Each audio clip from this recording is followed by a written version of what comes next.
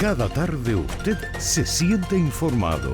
Desde las 6:10, 20 minutos, con el patrocinio de Liuna, local 183. Feel the power. Muy buenas tardes amigos, bienvenidos a 20 minutos, las noticias de Canadá y el mundo en tu idioma en 20 minutos. Yo soy Diana Lora y te traigo las informaciones de este miércoles 1 de noviembre. Iniciamos a nivel nacional.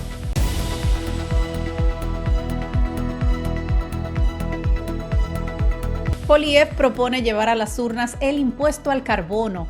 El líder conservador Pierre Poilievre llamó hoy a realizar una elección de impuesto al carbono en medio de las discusiones políticas sobre la pausa del impuesto para el combustible para calefacción doméstica que anunció el primer ministro Justin Trudeau.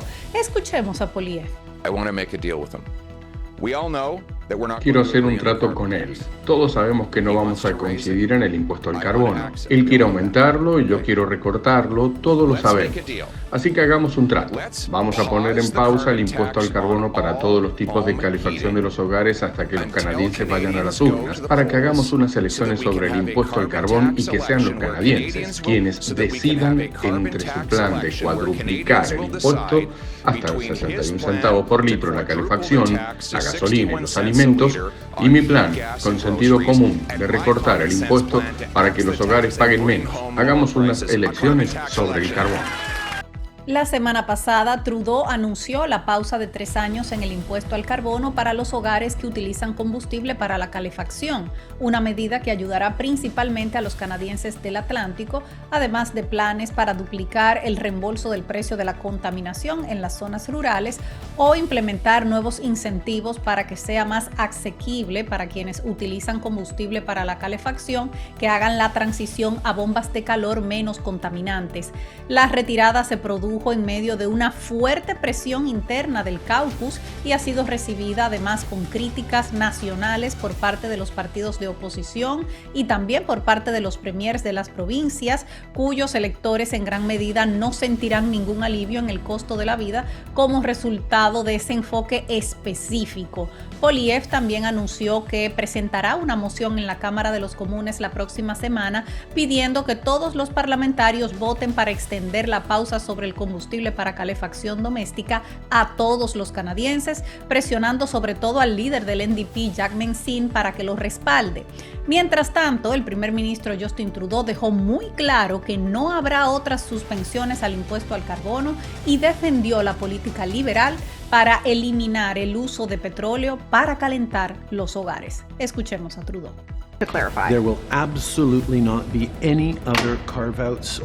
Absolutamente. No habrá ningún otro recorte o suspensión en el impuesto a la polución. Esto está diseñado para enfrentar las calefacciones domésticas movidas por petróleo, igual que enfrentamos las de carbón. Cuando decidimos como país eliminar el calentamiento de los hogares con carbón, hubo provincias a las que no hubo que ayudar, porque hacía tiempo habían prescindido del carbón. Pero con otras hubo que dar un paso al frente para que lo hicieran.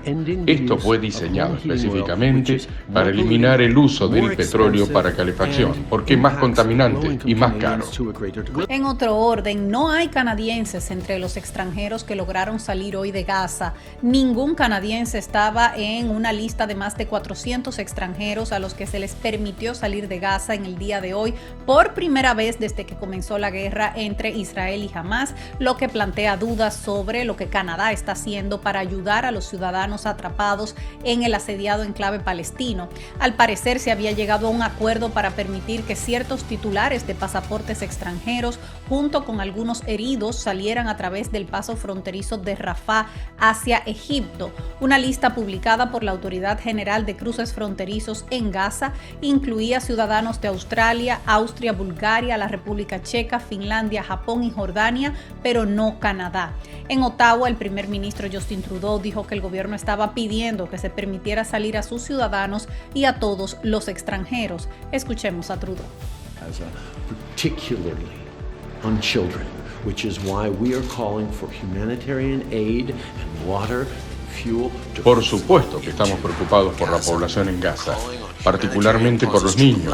Por eso estamos llamando a una pausa humanitaria para que entre la ayuda, el agua, el combustible. La pausa humanitaria es para que eso pueda suceder. Estamos abogando por la liberación de los rehenes, que la ayuda pueda fluir. Y para que los canadienses y sus familias puedan salir a Gaza a través de la puerta de Rafah con Egipto. Estamos escuchando noticias positivas sobre personas que han podido salir a través del cruce de Rafah y estamos alentando a que más personas, que todos los extranjeros, puedan salir. Mientras tanto, canadienses en Gaza se quejan de las gestiones del gobierno para sacarlos del país, como es el caso de Mansour Showman, un canadiense que se encuentra en Gaza junto a su esposa y sus 5 hijos, y quien expresó que no entiende cómo Ottawa estaba tan rezagada en comparación con otros países. Showman expresó que si el gobierno había sido muy eficiente para sacar a los canadienses que se encontraban en Israel, los que se encuentran en Gaza esperan lo mismo. Y señores, en otro orden, extienden el plazo de presentación de impuestos para viviendas desocupadas. La Agencia Tributaria de Canadá, Canada Revenue, ha extendido por 6 meses el plazo para que los propietarios presenten sus impuestos sobre propiedades residenciales desocupadas o infrautilizadas en el país. Los propietarios de viviendas en Canadá ahora tienen hasta el 30 de abril del 2024 para presentar sus declaraciones del impuesto federal sobre viviendas infrautilizadas, lo que se conoce como UHT por sus siglos en inglés, para el año calendario 2022 sin enfrentar multas ni intereses, así lo dijo Canada Revenue en un comunicado. La fecha límite anterior para el año calendario 2022 era el 31 de octubre del 2023. Canada Revenue dijo que renunciaría a las multas e intereses por cualquier declaración o deuda de UHT, como dijimos, de viviendas infrautilizadas o desocupadas tardías, siempre que la declaración se presente y el impuesto se pague antes de la nueva fecha límite. Este alivio transitorio permitirá que más propietarios afectados cumplan con sus obligaciones bajo esta nueva ley, que es parte del plan a largo plazo del gobierno para aumentar las viviendas disponibles para los canadienses, así lo dijo la agencia. Los impuestos por UHT o viviendas infrautilizadas entraron en vigor el 1 de enero del año pasado. Es un impuesto anual del 1% sobre la propiedad de viviendas desocupadas o infrautilizadas en Canadá. Esto es independiente de otros impuestos provinciales y municipales. Según Canada Revenue, este impuesto generalmente se aplica a los extranjeros que poseen una propiedad residencial como una casa o un condominio en Canadá. Sin embargo, también puede aplicarse a algunos ciudadanos canadienses y residentes permanentes, como ciertos socios y fideicomisarios, así como algunas empresas canadienses. Y escuchen esto, un 40% de la población no se pondrá el refuerzo de la vacuna contra el COVID-19. La cadena Global News publicó hoy los resultados de una encuesta realizada por la firma Ipsos que indica que el 40% de la población no planea ponerse el refuerzo de la vacuna actualizada contra el COVID-19 ni la vacuna contra la influenza. Sin embargo, un 60% indicó que las recibió o que planea ponérselas. Recordamos que la vacuna contra el COVID-19 y contra la influenza se están aplicando juntas. La encuesta encontró que del grupo que dice que no se la pondrá, el 45% expresó que no sentía que valiera la pena ponerse un refuerzo, un 23% adicional de este grupo expresó su preocupación por la seguridad de la inyección, mientras que el 7% se opuso rotundamente a la vacuna del COVID-19. La mayor parte de la población canadiense ha recibido en el pasado vacunas contra el COVID, pero el interés por recibirlas ha ido disminuyendo con el tiempo, según expresó Sean Simpson, vicepresidente de Asuntos Públicos de Ipsos, y dijo: cuando apareció la vacuna, la mayoría de la gente apoyaba la vacunación obligatoria. La mayoría de las personas recibieron sus vacunas. Ahora estamos más alejados. Creo que una de las razones por la que el apoyo fue tan alto originalmente fue porque se consideraba como un deber cívico. Ya no estamos hablando de eso, se trata más de una elección personal. Health Canada aprobó la vacuna del COVID-19 actualizada de Moderna el pasado 12 de septiembre. Unas semanas más tarde dio luz verde también a la vacuna actualizada de Pfizer. La aprobación de la vacuna Novavax actualizada aún está bajo revisión y no se ha anunciado.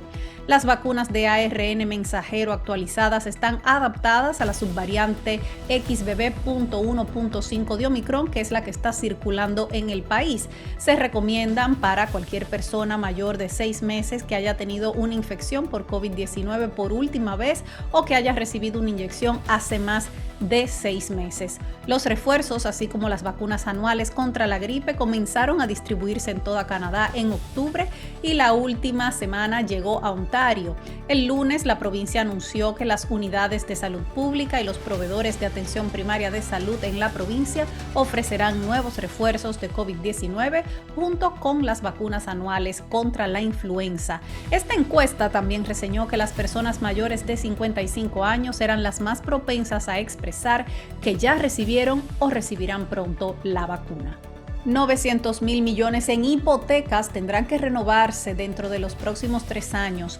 Más de 900,000 millones de dólares en hipotecas de bancos canadienses se renovarán en los próximos 3 años, lo que aumenta el riesgo de pérdidas crediticias, ya que algunos prestatarios verán los pagos aumentar casi al doble en el momento de la renovación, según analistas del Royal Bank of Canada. En un informe titulado Bancos canadienses, una revisión del impacto en los pagos hipotecarios, un equipo de investigadores del Royal Bank of Canada reveló que alrededor del 60% de las hipotecas en los bancos autorizados se renovarán de aquí al 2026, perjudicando a los bancos y los bolsillos de los propietarios en medio de crecientes costos por endeudamientos. Aquellos que establecieron condiciones hipotecarias de tasa fija antes de que el Banco de Canadá comenzara a aumentar su tasa de interés clave enfrentarán aumentos repentinos y significativos en sus pagos mensuales, según los autores de este informe. Recordamos que en marzo del 2022 la tasa era de 0.25%, mientras que actualmente se encuentra en 5%. A menos que haya caídas significativas en las tasas de interés, creemos que las pérdidas crediticias aumentarán inevitablemente, tal vez significativamente en 2025 y más allá, así dice el informe. Las pérdidas crediticias son una estimación de los pagos pendientes adeudados a una empresa que no espera recuperar. Este año, la Oficina del Superintendente de Instituciones Financieras, el regulador bancario de Canadá, le ordenó a los grandes bancos que reservaran miles de millones más en fondos de emergencia para prepararse para impagos por deudas. Como resultado, los bancos casi han triplicado la cantidad reservada para préstamos incobrables en sus resultados más recientes en comparación con el tercer trimestre del año pasado. Y amigos, ¿qué está pasando con el director ejecutivo del TTC? Continúan las especulaciones sobre una reunión confidencial a puertas cerradas de la junta directiva del TTC que tuvo lugar la semana pasada, y ahora algunos medios informan que todo gira alrededor del director ejecutivo Rick Leary. Hasta ahora, los funcionarios de la ciudad no han comentado públicamente sobre el tema, excepto para decir que el viernes pasado se convocó a una reunión de la Junta del TTC para discutir un asunto interno de personal que está sujeto, escuchen, al privilegio de confidencialidad de abogado-cliente. La alcaldesa Olivia Chow dijo ayer que no estaba interesada en romper el privilegio de cliente y abogado y aseguró que cuando la Junta y el presidente sientan que están listos para decirnos colectivamente qué decisiones se tomarán, ella está segura de que lo hará. Sin embargo, un artículo del Toronto Star publicado en el día de ayer citó fuentes anónimas que dijeron que la Junta del TTC acordó en esa reunión investigar acusaciones de mala conducta en el trabajo contra el presidente Leary, pero que él permanece en su posición a la espera de la conclusión de esa investigación. Leary, quien ha sido director ejecutivo durante 5 años, no respondió de inmediato a una solicitud de comentarios cuando se le preguntó sobre su situación. Tampoco el portavoz del TTC, Stuart Green, dio declaraciones, dijo que no sabía nada al respecto. Después de la reunión del viernes, el presidente de la Junta del TTC, el concejal Jamal Myers, dijo que la Junta se reunió para discutir un asunto interno que está sujeto al privilegio de abogado-cliente y que Leary seguía siendo el director ejecutivo de la agencia de tránsito. Mientras tanto, el concejal Brad Bradford dijo en una entrevista con CBC que la Junta y el TTC deben ser claras sobre la situación de Leary, considerando que se trata de uno de los burócratas mejor pagados de la ciudad. El salario de Leary superó los $470,000 más beneficios en el 2022, según la divulgación salarial del sector público. Vámonos ahora a una pausa. Cuando regresemos nos vamos al plano internacional. Cada tarde usted se siente informado. Desde las 6:10, 20 minutos, con el patrocinio de Liuna, local 183. Feel the power.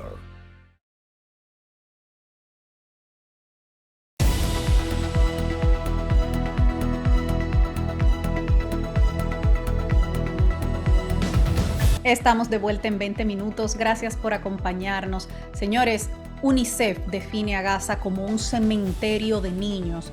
UNICEF está pidiendo el cese al fuego humanitario debido a la gran cantidad de niños fallecidos, mientras que Israel mantiene ataques en Gaza, el más reciente en un campo de refugiados. Laura Sepúlveda, de La Voz de América, tiene el reporte. Advertimos que este contenido audiovisual puede herir susceptibilidades de algunas de nuestras audiencias. Ya se cumplen 24 días desde el inicio del conflicto entre Israel y Hamás, al que poco después se sumó Hezbollah. Se ha convertido en una cuestión de vida o muerte para millones, aseguró Naciones Unidas al hacer un llamado a un inminente cese al fuego. Se ha informado que más de 3.400 niños han sido asesinados. Tristemente, esta cifra aumenta todos los días. Gaza se ha convertido en un cementerio de niños y es un infierno para los demás. Según estima la UNICEF, a diario un promedio de 420 menores pierde la vida o resultan heridos a cuenta de este conflicto y a la fecha 940 se encuentran desaparecidos. ¿Qué hizo mal? Él tiene 7 años, lo digo por Hamás, culpo a Hamás. En la casa solo había niños y mujeres, nadie más que mujeres y niños, solo estaban amasando y horneando. No me digan que habían hombres adentro con rifles y misiles y los niños simplemente estaban jugando al fútbol en la calle, no hacían más que jugar. Según el organismo de socorro de la ONU, desde el 7 de octubre 67 de sus trabajadores han perdido la vida en Gaza y 44 de sus instalaciones han sido destruidas. Israel continúa la escalada de sus operaciones y cohetes siguen siendo lanzados. Según el Ministerio de Salud palestino, 50 muertos habría dejado un reciente ataque aéreo al campamento de refugiados de Jabalía. El gobierno israelí indicó que hubo enfrentamientos con Hamás en túneles de los que dio a conocer hace 3 días por su existencia bajo hospitales, y el futuro de los 239 rehenes que se encuentran en poder de Hamás es incierto. No hemos renunciado a ningún esfuerzo para recuperar a nuestros rehenes de ninguna manera posible. No nos rendiremos, pero al día de hoy no vemos un acuerdo a la vista. Laura Sepúlveda, Voz de América. Y a propósito de este mismo tema, Bolivia rompe relaciones con Israel y Colombia y Chile podrían ser los siguientes. Bolivia es la primera nación latinoamericana que rompe sus relaciones diplomáticas con Israel en protesta por la ofensiva en Gaza. La ministra Marianela Prada denunció lo que llamó como una agresiva y desproporcionada ofensiva militar israelí que se realiza en la Franja de Gaza. Escuchemos cómo lo anunció la ministra. Estamos remitiendo esta comunicación oficial al Estado de Israel, en la cual, como se ha manifestado, hacemos conocer nuestra decisión como Estado plurinacional de Bolivia de romper relaciones diplomáticas con Israel. Asimismo, exigimos el cese de los ataques en la Franja de Gaza, que ya han provocado hasta ahora miles de víctimas fatales civiles y el desplazamiento forzado de palestinos. Rechazamos el hostil tratamiento israelí hacia los responsables internacionales de brindar ayuda humanitaria en la Franja de Gaza, a quienes se les está impidiendo el visado para el trabajo que la comunidad internacional les ha delegado. El Estado plurinacional de Bolivia comparte la posición del secretario general de las Naciones Unidas, como lo expresamos en la nota verbal, quien condenó en el Consejo de Seguridad de este organismo internacional las violaciones claras al derecho internacional humanitario e hizo un llamado al alto al fuego en la Franja de Gaza. En su declaración, las autoridades de Bolivia no mencionaron el violento asalto de Hamás en territorio israelí el pasado 7 de octubre. Israel reaccionó esta mañana a través del portavoz del Ministerio de Relaciones Exteriores, Lior Hayat, quien declaró que la decisión del gobierno de Bolivia de cortar los lazos diplomáticos con Israel es una capitulación frente al terrorismo y al régimen de los ayatolas en Irán. Ya para finalizar, vamos a ver lo que nos espera en el clima mañana en las principales ciudades del país.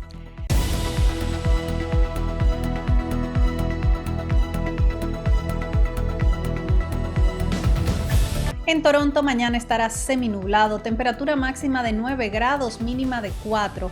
En Ottawa tendremos lluvias, máxima de 7 grados, también máxima de 7 en Montreal, donde estará soleado. En Vancouver habrá lluvias con temperatura máxima de 13 grados y algo de nieve en Calgary, donde tendremos temperaturas entre 3 y menos 4 grados. Hasta aquí las informaciones de hoy. Gracias por acompañarnos en 20 minutos.